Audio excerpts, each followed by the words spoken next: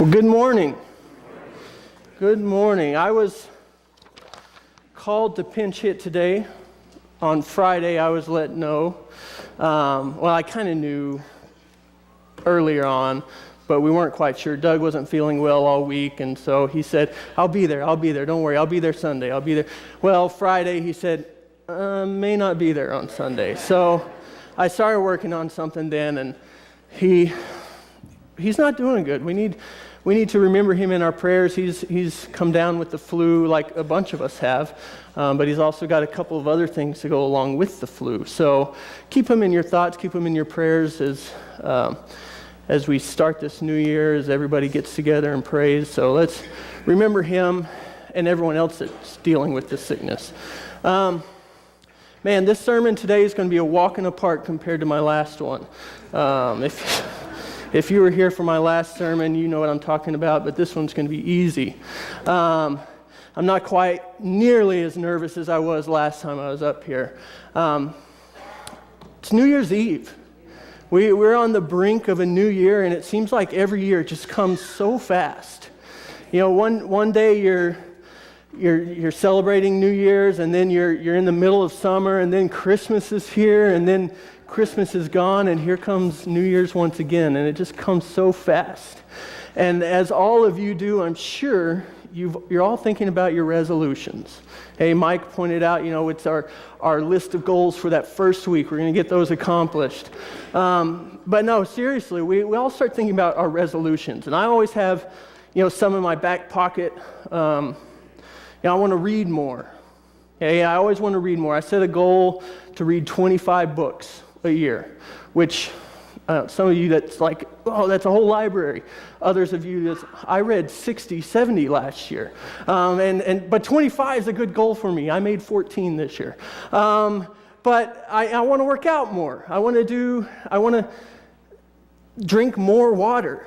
Hey, I never set certain amounts because there's an episode of The Office where they're all setting resolutions, and one of the guys says, I want to eat more vegetables, which I didn't eat any last year, so one vegetable is more. And so that's kind of I want to do more, drink more water. So, my 32 ounces of water here might be more. But as I work on these resolutions, one of them is reading. I've been reading a bunch of different books. Some of them are your basic fiction. Some of them are Star Wars related. Others are more spiritual minded. And I've been focusing here recently a lot on the topic of grace, which I think, it's a topic that we all know is important, but we don't quite realize just how important it is. It's one of those, it's the greatest gift God has ever given us. The single greatest gift God has given us is His grace, and His forgiveness. Those two words, grace and forgiveness, go hand in hand with one another. There are differences. They're not exactly the same, but they go hand in hand. When you talk about His grace, you talk about His forgiveness too. And that's one of those things that I think we, as a church, we struggle with. And some of these books I've been reading help point out that fact that maybe we struggle with this idea of forgiveness. When somebody does me wrong, well, I'm going to get back at them. Hey, or maybe I won't get back at them, but I won't forgive them. Hey, I'll hold that in my heart on the inside, and I'll dwell on it, and I won't let it go because I remember what you did and how it hurt me. We struggle with forgiveness because it goes against our nature. I think you look at the animal kingdom, animals don't forgive. Hey, animals don't forgive at all. You eat my son, I'm going to eat your son. Hey, that's what they do. Well, not really, but they don't forgive. A lot of other religions don't practice forgiveness the way we do as Christians. You get this idea of karma. If you do something bad's going to happen to you. That's not forgiveness. Hey, forgiveness is this idea that you do something bad to me, I forgive you for it. Hey, I'm going to forget about it. That whole forgive and not forget thing, I don't know how scriptural that is. There's some weight there, but forgiveness, true forgiveness, It says, you hurt me, but I forgive you. I've read a lot of stories. I've heard a lot of stories about people who've been hurt. Some of these stories, the people who have been hurt are willing to forgive. They just want the person who did the hurting to take the first step, to say, look, I'm sorry. One story in particular is a married couple who, married couples, they fight and argue, and there needs to be a lot of forgiveness in marriages because I mess up. I don't do things the way my spouse wants me to all the time. And so you have to be willing to forgive. Well, this couple, they weren't. Well, they were, but they wanted that person to take the first step. And so they spent months sleeping in separate rooms because they couldn't be together. They couldn't talk to one another. And so they spent months sleeping in separate rooms, and they would lay in their beds. They would stay awake for hours, waiting for, praying for their spouse to come and say, I'm sorry.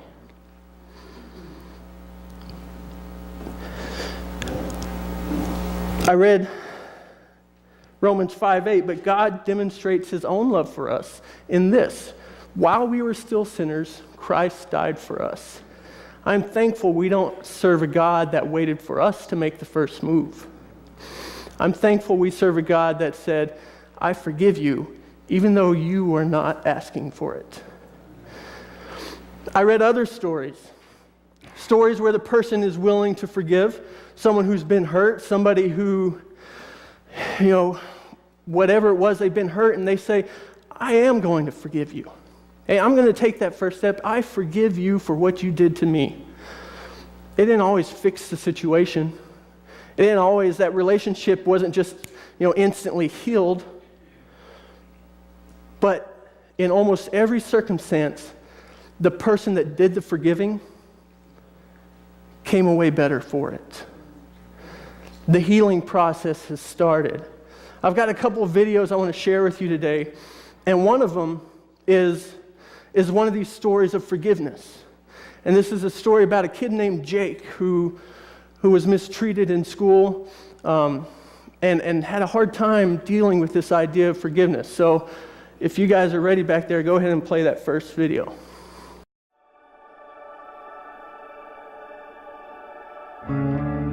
When I was in school in Minnesota, I had very close friends.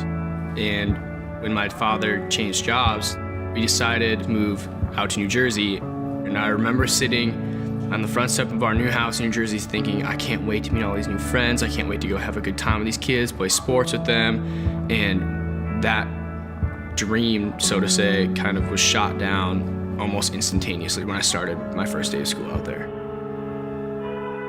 Through many dangerous toils and snares. Really, it was probably the first week that it started to get bad because they found out because I'm new, I don't have any friends, I don't have any connections, I don't have anyone to lean back on. I was labeled certain terms that were awful, and they would always try to beat me up and try to shove me into lockers. I would literally put my feet down and stretch, thinking that I would grow more because they would make fun of me so much for being small. I remember them being in a circle like they would in movies with me in the center. They would take towels, get the tips wet, and they would whip me with them to the point where I'm bleeding, I'm bruised.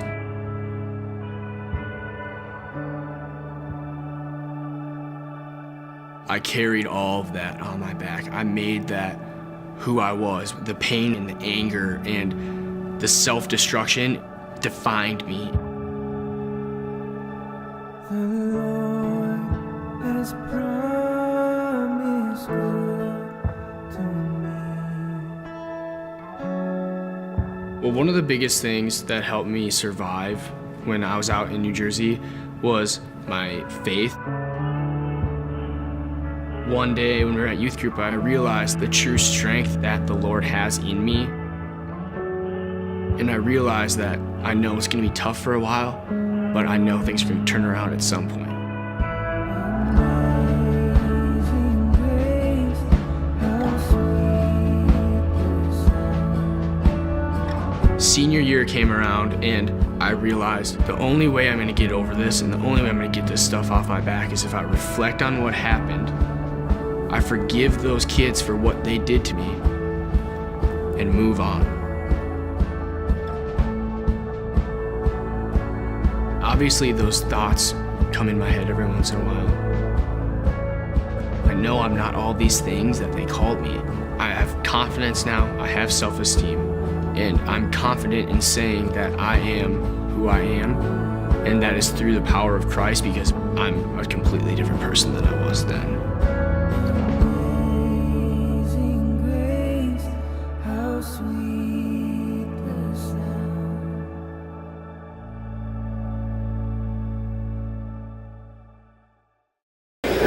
sound. Jake's story is one that far too many people are familiar with. I work with high school and middle school students. I hear stories like this a lot. Stories of kids who are bullied or mistreated in school.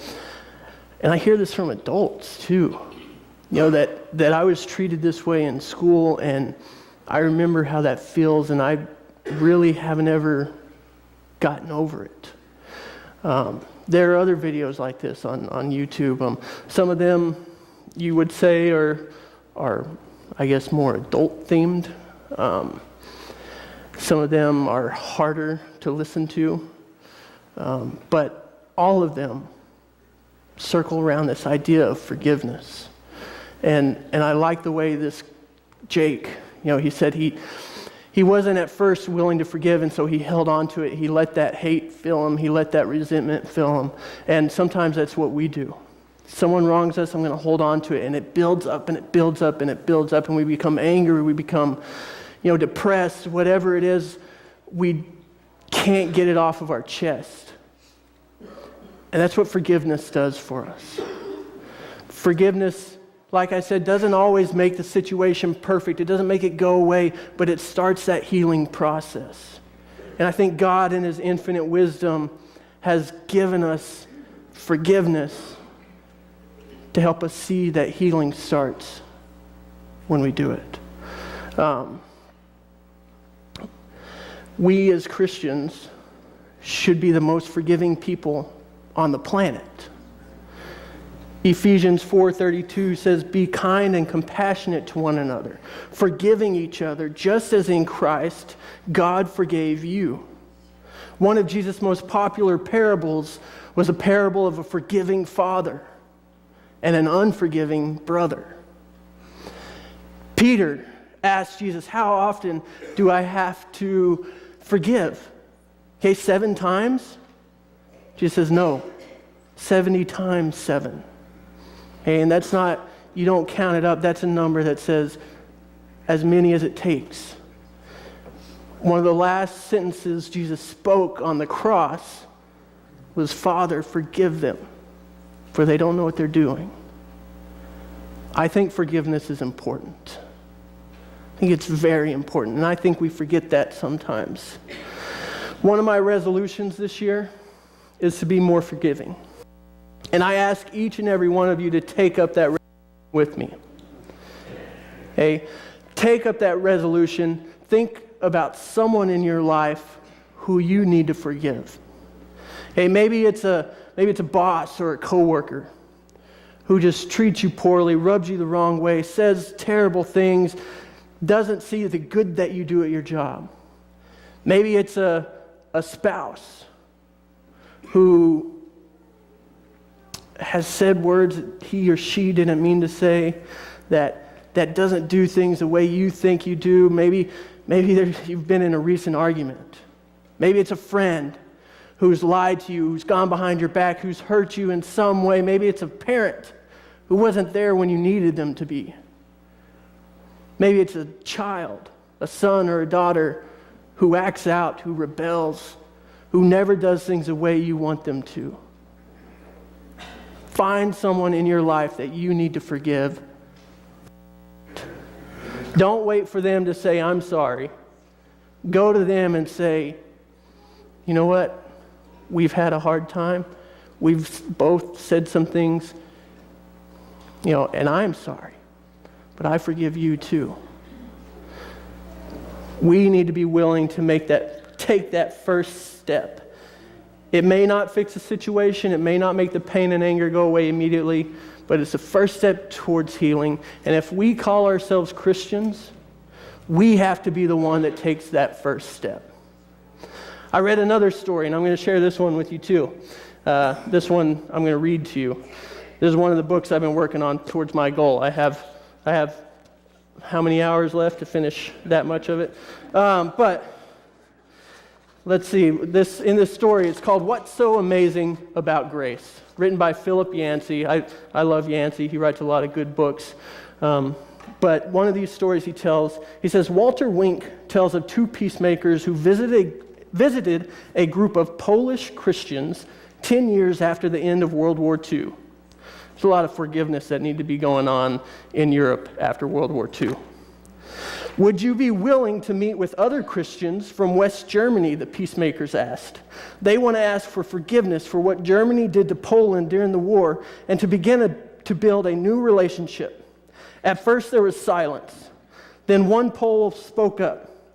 What you are asking is impossible. Each stone of Warsaw is soaked in Polish blood. We cannot forgive. Before the group parted, however, they said the Lord's Prayer together. When they reached the words, "Forgive us our sins as we forgive," everyone stopped praying. Tension swelled in the room. The Pole who had spoken so vehemently said, "I must say yes to you. I could no more pray the Our Father. I could no longer call myself a Christian if I refuse to forgive. Humanly speaking, I cannot do it. But God will give us His strength." 18 months later, the Polish and West German Christians met together in Vienna, establishing friendships that continue to this day. I love that line. Humanly speaking, it's impossible. Humanly speaking, it's impossible for me to forgive you for what you did, but God will give me the strength. Hey, and I've never lived through an atrocity that some people have lived through. Those people in World War II who are asked to turn around and forgive the Germans, forgive them for committing genocide, forgive them for killing my family, my race, my religion. How can you forgive that? But how can you say the Lord's Prayer if you don't? That line in the Lord's Prayer is terrifying to me. Father, forgive me as I forgive those who sin against me. That little word, "as," is the scariest word, I think, in the whole Bible. Forgive me as I forgive those who sin against me. If I don't forgive people, God, you don't forgive me. That's scary. And how can I say that prayer if I'm unwilling to forgive? I've got one last video I want to share with you, and then I'll go ahead and wrap this up. You've probably seen videos like this before. I won't give it away. But there are people in this video who have been hurt. People in this video who have gone through bad things. I'll just let you watch it.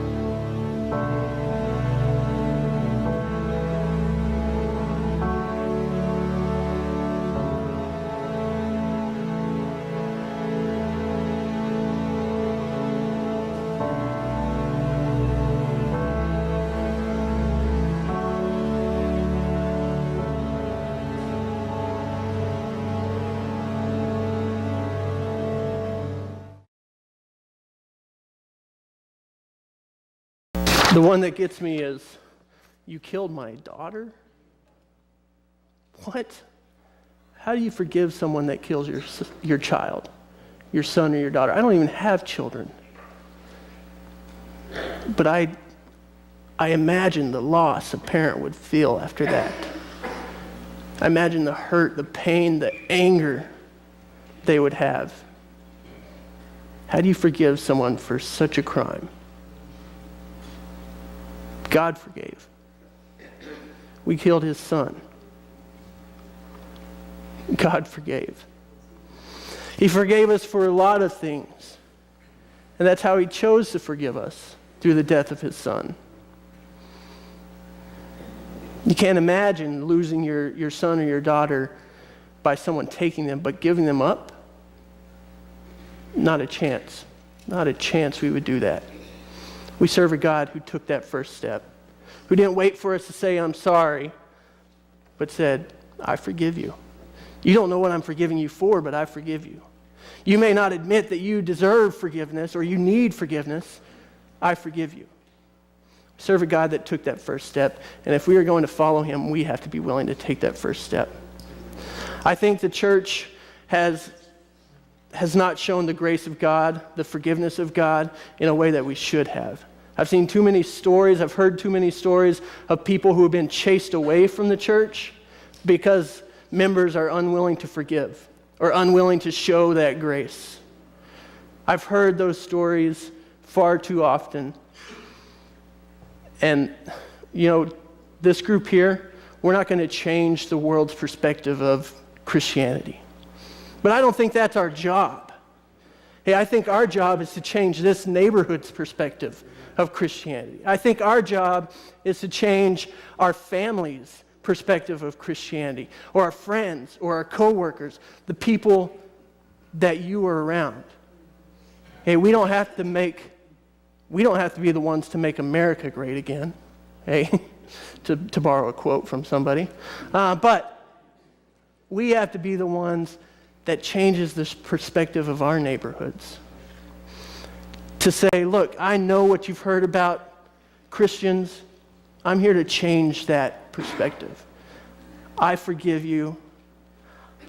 I'm going to show God's grace. I'm going to love you the way that my God loves me. I think that is what we are called to do. Colossians 3:13. Make allowance for each other's faults and forgive anyone who offends you. Remember, the Lord forgave you, so you must forgive others. So now we're going to take this time. We always take this time to offer an invitation. And as always, if you have something on your heart that you need to talk about, if you want to get baptized today, we've got it ready. We did 2 last week. We'll do 2 more, 8 more today. If you need to talk to an elder, they're standing in the back. They're ready to talk. But today, I want to offer the invitation for every single one of you in here. Whether you want to get baptized, whether you want to talk or not. But I invite you to take up a resolution this year. To be more forgiving. To show God's grace to people when they do wrong to you, or when they're not living a life that you think they should be. It's hard to show grace to somebody when you see them living in sin, but that's exactly when we should be showing grace to them the most. Where sin abounds, grace abounds all the more. Does that give us permission to sin? By no means. Okay, now I'm getting off topic, and I could go down that stream a long time. But take up that resolution with me this year. Be more forgiving. Reach out to one person, 2 people, however many. Take that first step. And maybe you don't have anyone in your life you need to forgive. Hey, maybe somebody needs to forgive you for something. Go apologize. Say you're sorry. Because they may be waiting in the other room for you to come in.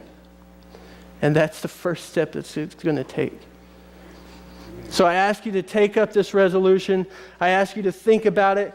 And we've been talking a lot about grace, and it only seems fitting to end on this old hymn that we sing day after day, week after week. And this is going to be This may be the last hymn you sing all year. I hope it's not. I hope you get together and sing some hymns tonight. Bring in the new year with worship. Make it the last song you sing in 2017 and the first song you sing in 2018, because that grace is amazing. And it is a gift that we don't comprehend how great it actually is. So I'm going to quit talking, and Mike's going to come up here, and he's going to lead us in this song. Please stand.